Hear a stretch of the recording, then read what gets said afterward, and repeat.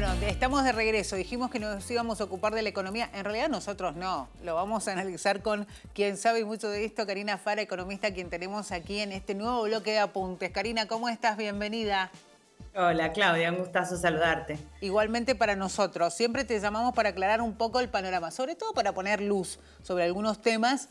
Vamos a arrancar, son varios, así que vamos a arrancar para poder abarcar todos los temas en esta nota con vos. Primero, hablemos, blanqueo de capitales. El último dato, 22.500 millones de dólares. Es un montón, es así, ¿no? Y es exitoso, así lo considera el gobierno. Y además hablan de una primera etapa.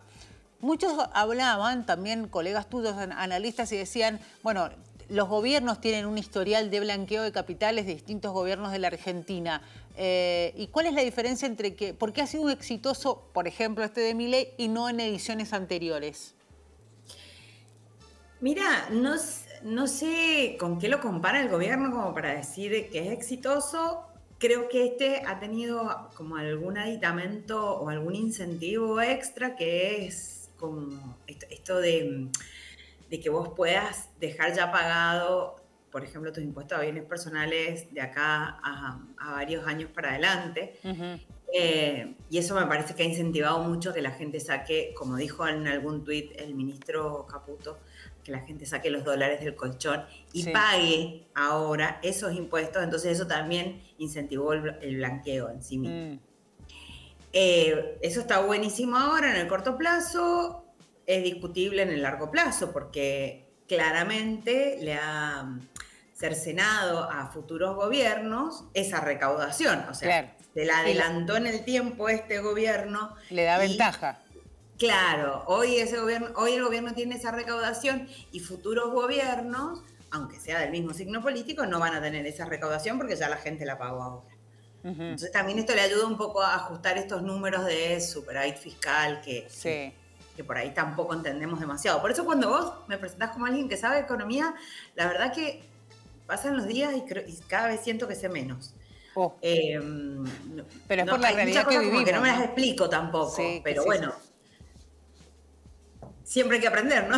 Tal cual. Además, esta mañana escuchaba una nota que hablaba justamente alguien de Mendoza, empresario, y hablaba esto, ¿no? De que la Argentina tiene esto, que el año pasado venían chilenos a comprar a nuestro país porque estaba re barato y ahora no cruzan o cruzan para pasear, pero no para comprar porque está carísimo.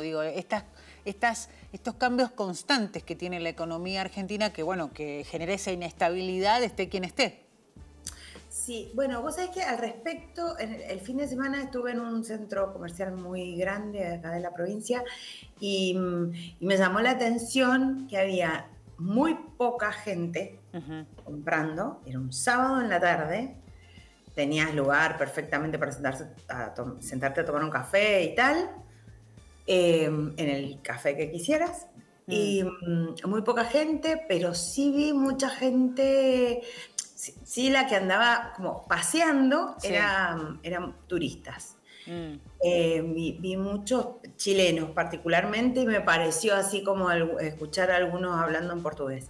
Me llamó mucho la atención eso, porque como vos decís, por ahí vienen a pasear, pero capaz que el gasto que hacen acá como destino, digamos, es bastante poco. Y entonces eso también nos muestra que la inercia recesiva va a ser bastante difícil de quebrar.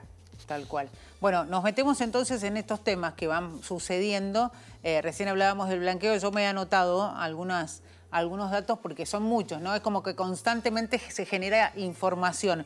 El otro dato que quería destacar era que en las últimas horas el presidente insistió con que el esfuerzo es un condimento necesario para el progreso y afirmó que los argentinos con suficiente edad tienen recuerdo de haber vivido épocas mejores, pero quiero decir, dijo él textual, que de aquí en más estaremos cada vez un poco mejor. Ya hay sectores que perciben una mejora incipiente, pronto será una realidad para todos. Digo esto porque el presidente ha estado en cada evento empresarial que se ha dado en la Argentina, ha estado. Incluso con apreciaciones que pueden ser hasta cuestionables, pero siempre ese sector lo aplaude, ¿no? Estamos hablando de los grandes empresarios argentinos, que parece ellos son muy optimistas, están recibiendo señales. Ahora, ves más allá y caída del consumo, quiere decir pérdida del poder adquisitivo, menor venta de combustible, cierre de pequeñas y medianas empresas, pérdida del empleo. Digo, los datos en la diaria al resto le parecen bastante difíciles. El otro día veía un informe del consumo lácteo, por ejemplo, mientras quienes tienen las grandes empresas argentinas, a pesar de que se vende menos, este gobierno a ellos le viene bien. Incluso había un informe hace unas semanas atrás que decía, incluso a pesar de todos los datos económicos, las grandes firmas, Aluar, Arcor y un montón de otras más, les está yendo bárbaro. ¿Por qué se da esa situación? Vamos a ir por partes. Vamos a empezar de atrás para adelante. Esa situación de que esas empresas particularmente, y es llamativo, yo también leí el artículo este que vos mencionás sobre el consumo lácteo, que particularmente las empresas que venden lácteos, si bien el consumo global de ese rubro ha caído más o menos un 40% desde que asumió Javier Milei, consumo que ya venía deteriorándose, no vamos a... hay que decirlo también, ¿no? Hay que decirlo también, ya no veníamos de estar fantástico, pero sí se ha dado una caída muy pronunciada en los últimos 10, 11 meses. Pero a pesar de esto, esas empresas han incrementado su rentabilidad. ¿A qué se debe? Bueno, a que producen y venden, ofrecen bienes que son muy poco prescindibles y sustituibles. Es lo que los economistas llamamos bienes que tienen demandas inelásticas o relativamente más inelásticas. Y eso pasa también le pasa más o menos lo mismo a Aluar y a todas las empresas que venden productos que son poco sustituibles, poco prescindibles, ya sea para el mercado interno o para el mercado internacional. Claro. Entonces, venden igual, o sea, les cae poquito, para graficarlo, les cae poquito la cantidad consumida o la cantidad vendida, pero lo sobrecompensan con los aumentos de precio. Claro. Y ahí es donde se explica el incremento de rentabilidades. Cosa que no le está pasando, y en la otra punta del ejemplo pongo a la industria textil, por ejemplo. Claro. La industria textil que no está vendiendo, que no puede aumentar los precios y que a lo mejor si los aumenta un 10%, pierde un 30, un 40, un 50% de venta, va a haber disminuida su rentabilidad, incluso puede llegar a tener rentabilidades negativas y eso forzarlo al cierre, y lo estamos viendo. Eso es lo que le está pasando a la industria. Eso es lo que le está pasando a la industria nacional. Compartíamos vamos a contarle a la gente, una nota que hablaba el dueño de una empresa que hace electrodomésticos, y bueno, y decía, ¿no? Cómo están achicando las plantas, cómo están achicando las empresas. Bueno, es por esto, es porque se concentran entonces las ganancias y los beneficios en la economía real, se van a concentrar mucho más en aquellas empresas que vendan productos poco prescindibles y poco sustituibles, en detrimento de aquellas que vendan consumos a lo mejor más suntuarios, o que podamos decir, bueno, esto no lo compro. O de primera necesidad, que eso nos van a pasar lo compro si por ejemplo, un par de zapatillas, me lo compro cuando se me rompan las que tengo, en caso de que tenga que ajustarme, ¿no? Y fíjate que en esto empieza a aumentar el trabajo de las zapaterías. Vamos a empezar a ver más gente que ofrece coser un cierre, hacer un dobladillo. Todas estas changas empiezan como a aparecer en la economía. Están muy relacionadas con la crisis. Y en el consumo de la familia, por ejemplo, es mucho más inelástico el consumo de zapatillas para los chicos, para los pibes, porque ahí sí les creció el pie, no les entran más las zapatillas y les tenés que comprar. En cambio las tuyas, que ya no te crece el pie, decís, bueno, qué sé yo, las arreglo, les hacemos un parchecito y vamos tirando. Ese me parece que es una buena parte de lo que está pasando en la economía real, y por qué muchos sectores de la economía no ven que mejore su situación, sino todo lo contrario, ven que empeora. A pesar de lo que dice el gobierno, ¿no? ¿Cómo? A pesar de lo que dice el gobierno, porque el gobierno habla de también una recuperación en los trabajadores, del salario, que uno a veces no entiende. Totalmente. Y estamos viendo que los que están ganando más plata también en esto, incluso de hablar de sectores que enfrentan demandas más inelásticas, claramente el que te vende la luz, el que te vende el gas, el que te vende el agua, la energía, también tiene una demanda más inelástica. Entonces, por eso estamos viendo una concentración de la riqueza. esa riqueza que se está concentrando en estas empresas que ofrecen productos inelásticos, después son los que están haciendo usufructo del veranito financiero, ¿no? Sí. De estos arbitrajes que hay con el dólar, de poner la plata acá, ¿viste? De lo que podríamos llamar timba financiera, aunque a mucha gente por ahí le suena feo, pero bueno, son los que tienen excedentes como para arriesgarlos en los mercados financieros y hacerse una rentabilidad extra. ¿Cuánto va a durar? No sé. Nosotros no sabemos, estos sectores concentrados que generalmente están muy relacionados con el poder, con los que toman las decisiones, y ya pasó en el 2001, seguramente sepan con anterioridad cuándo sacar los pies del plato, salir ganando, llevarse los dólares, y después las penas son de nosotros, las vaquitas son ajenas.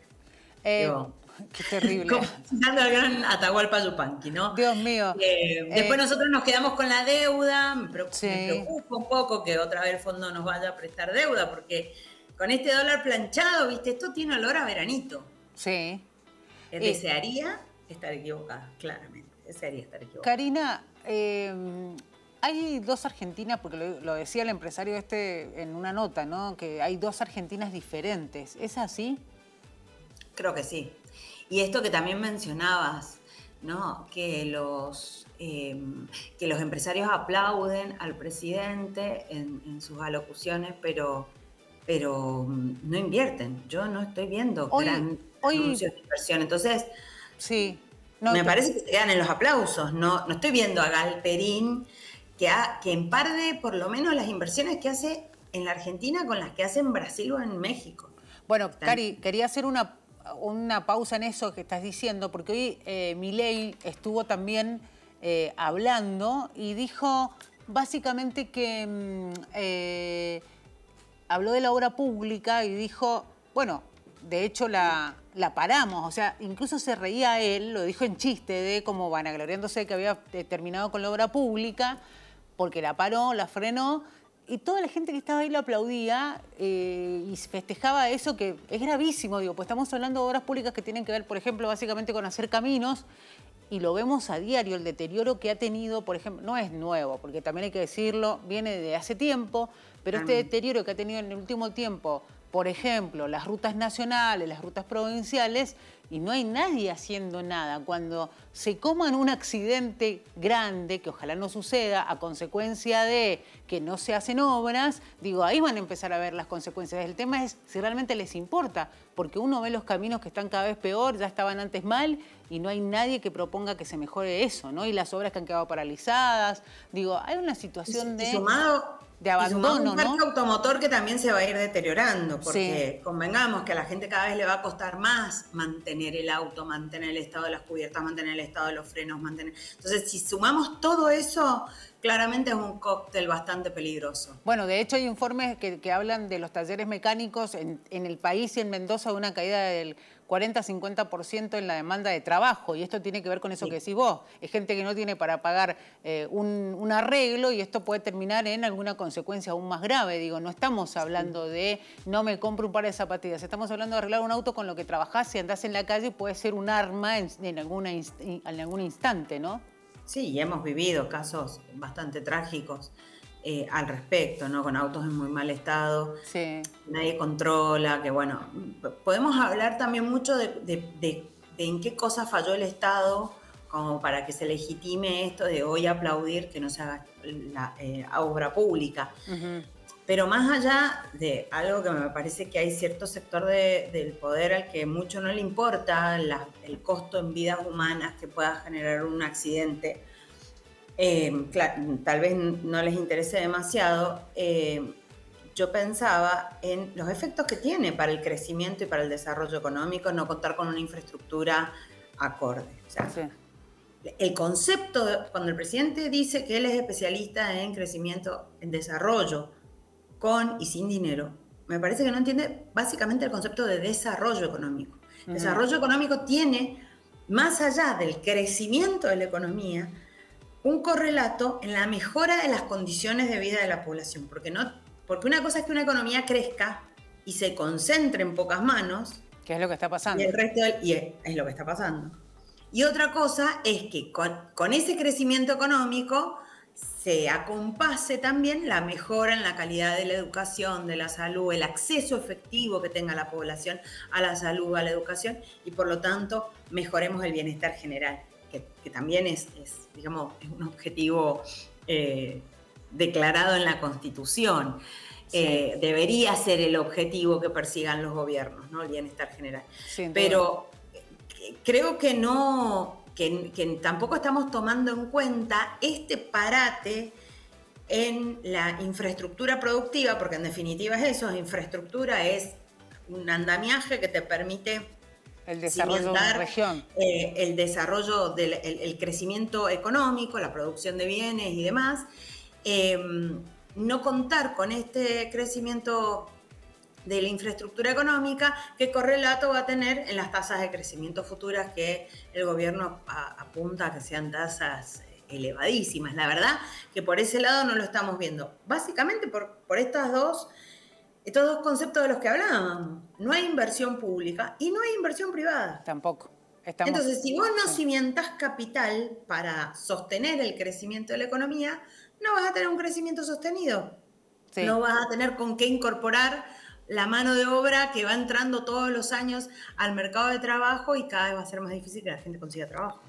Karina, me quedan un montón de preguntas para hacerte, pero me tengo que terminar ya con la nota por una cuestión de tiempo. Pero te voy a comprometer para que volvamos a tener un encuentro en los próximos días, también si querés vía Meet o acá en el estudio para seguir hablando de esto, porque en definitiva la lógica que tiene el gobierno es esa lógica del mercado de oferta y demanda que a veces, que está claro que no es aplicable a todo, ¿no? Cuando hablamos de que ellos quieren que el Estado absolutamente ausente, retirado de todo, cuando se entiende que el Estado no necesariamente tiene que ganar o perder, sino invertir para el desarrollo. Es otra la óptica que debe tener, me imagino, alguien que administra un país, no solamente pensar en ganar y perder una cuestión de dinero, ¿no?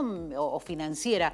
Y ahí es donde por ahí vemos el error y me imagino que vos también coincidís en eso. Y otra cosita más, quiero que hablemos de si nos va a beneficiar o no que Trump haya llegado a la presidencia de Estados Unidos. No sé, al final yo no sé si pudo hablar Milei con Trump o no, porque parece que había hablado Macri antes con Trump, pero porque son amigos. Mira, no habló ni siquiera Vladimir Putin, lo salieron a desmentir en las últimas horas, imagínate. Así que, no bueno, habló ni Putin. Ah. No, tampoco habló, así es que no sé. Bueno, no sé, la verdad que no. A ver, ¿en qué nos va a beneficiar? Trump, si hay algo que tiene, es más, no, ni siquiera lo digo yo, lo dice un gran economista mendocino que ha sido funcionario del Fondo Monetario, que es Claudio Loser, que respeto mucho, y no coincido ideológicamente, pero obviamente que respeto mucho. Trump, en definitiva, es un proteccionista para la economía de su país. Prácticamente es todo lo que representa muchas cosas que Milei denosta para la Argentina. O sea, ahí hay como una contradicción. Sí. No veo que el fondo que vaya a estar demasiado preocupado por la situación argentina y hay que ver el Fondo Monetario, ¿viste? Si se arriesga una vez más a darnos un cheque en blanco, porque la verdad que la otra vez como que la sacaron un poco barata, sí, prestándonos la cantidad de plata que nos prestaron y que no pasara nada. Sí. Más allá del cambio de titularidad del fondo, pero digo, no pasó nada más. Sí. Cuando nos hizo cargo de la irresponsabilidad que tuvieron al prestarnos esa cantidad de plata y obviamente después cobrarnos las sobretasas que nos cobran. Sí.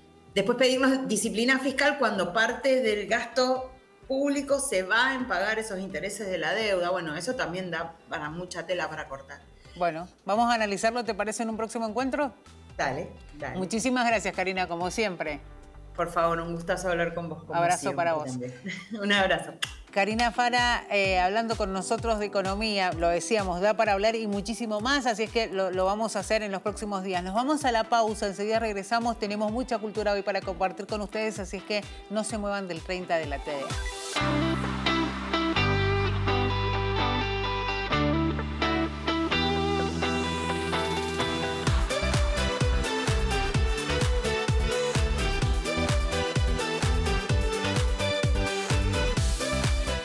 Chao, Karina. Muchas gracias. Soy Neri.